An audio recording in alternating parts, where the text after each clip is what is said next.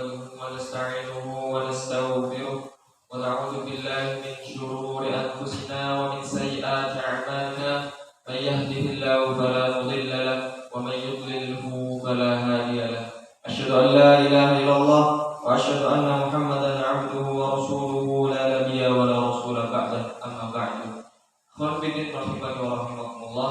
Alhamdulillah walakhir alhamdulillah yang senantiasa kita ucapkan di dalam diri kita, yang mana segala sesuatu yang diberikan oleh Allah Subhanahu wa taala adalah segala bentuk rahmatnya diperuntukkan bagi hamba-hamba yang senantiasa melakukan yang namanya ketaatan kepada Allah Subhanahu wa taala. Untuk itu marilah kita gunakan waktu kita kemudian sehat kita untuk supaya lebih banyak mendekatkan diri kepada Allah Subhanahu wa taala. Dua kalinya salawat beriringan salam kita haturkan kepada baginda kita yakni Nabi Allah Muhammad sallallahu alaihi wasallam serta para sahabatnya, tabi'in, tabi'in dan orang-orang yang senantiasa mengikuti beliau di akhir kiamat kelak. Warfidin rahimani wa rahimakumullah. Melanjutkan kita pembacaan hadis dalam kitab Umdatul Ahkam. Bahwasanya di sini hadis yang ke-16 yaitu menceritakan bahwasanya suatu kali Rasulullah SAW bersama dengan para sahabatnya. Hadis ini diriwayatkan oleh Abdullah bin Abbas radhiyallahu anhu. Bahwasanya suatu kali Rasulullah SAW berjalan dengan para sahabatnya. Tatkala berjalan tiba-tiba Rasulullah SAW menghentikan langkahnya, lantas para sahabat pun terheran. Maka Rasulullah SAW pun mengatakan kepada para sahabatnya, innahuma la yu'adzibani wa ma yu'adzibani fi kabir. Maka ketika Rasulullah SAW berhenti di suatu kuburan, maka Rasulullah SAW katakan, innahuma la yu'adzibani. Mereka berdua yang ada di dalam kuburan, wa ma yu'adzibani, Allah Subhanahu wa taala sedang mengadabnya. Lantas kemudian wa ma yu'adzibani fi kabirin amma ahaduhuma fakana la yastatiru minal baul. Maka mereka berdua ini sedang diadab oleh Allah Subhanahu wa taala fi kabirin, sangat besar, sangat berat. Amma ahaduhuma fakana la yastatiru fil baul. Nah, sedangkan yang pertama yaitu Allah Subhanahu wa taala mengadabnya dikarenakan dia la yastatiru minal baul. Ia ketika di dunia, ketika ia selalu membuang hajat, membuang air kecil, la yastatiru minal baul, ia tidak membersihkannya dengan tuntas, ia tidak membersihkannya dengan bersih. Wa amal akhar fakana yamshi bin namimah. Adapun yang kedua ataupun yang selainnya, fakana yamshi bin namimah. Maka yang kedua itu ia diadab oleh Allah Subhanahu wa taala dikatakan ia ketika di dunia suka an-namimah, yaitu suka mengadu domba kepada saudara satu sama yang lainnya.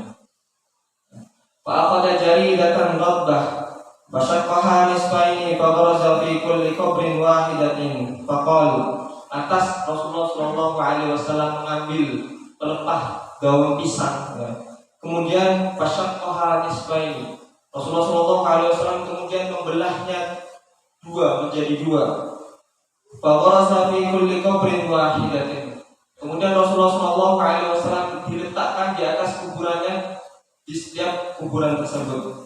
Faqalu, ya Rasulullah, lima fa'alta hadza?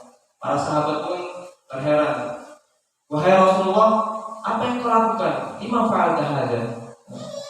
Maka Rasulullah sallallahu alaihi wasallam mengatakan, qala la'allahu yukhaffafu anhuma ma lam yaibasa.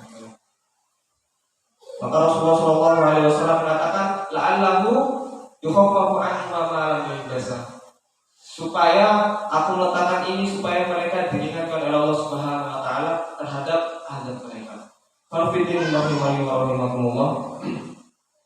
Ini salah satu hadis yang mana mengabarkan kepada kita justru yang hal-hal kecil bisa menjadikan besar di hadapan Allah Subhanahu wa taala. Bahkan yang sekiranya kita menganggap remeh itu justru di hadapan Allah Subhanahu wa taala itu adalah sangat sangat besar. Yang pertama, Rasulullah Shallallahu alaihi wasallam katakan, "Fakana la yastatiru minal baul."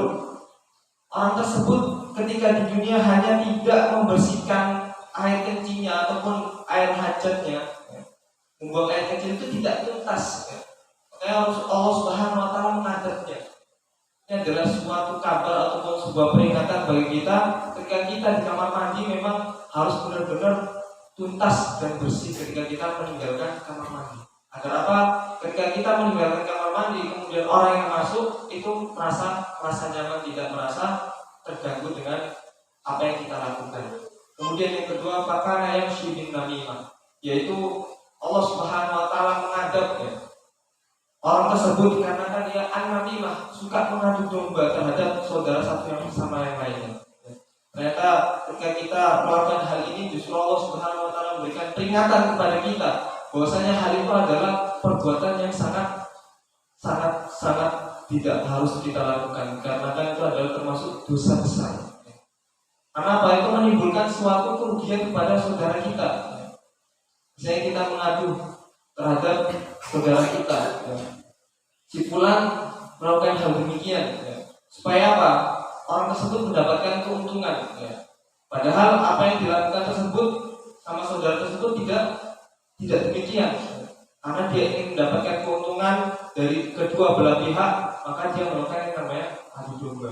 Konfidin rahimani wa rahmatullah. Oleh karena itu, setelah kita mendengar ataupun apa yang diberitakan oleh Rasulullah SAW, maka marilah kita mengaplikasikan ataupun merealisasikan di dalam kehidupan kita, supaya apa yang telah dilakukan oleh orang-orang terdahulu tidak terjebak kepada kita yang akan datang. Mungkin sekian yang bisa kami sampaikan, kurang lebihnya mohon maaf. Aku lupa oleh hada, astagfirullahi wa lakum, wa lakum, assalamualaikum warahmatullahi wabarakatuh. Waalaikumsalam warahmatullahi wabarakatuh.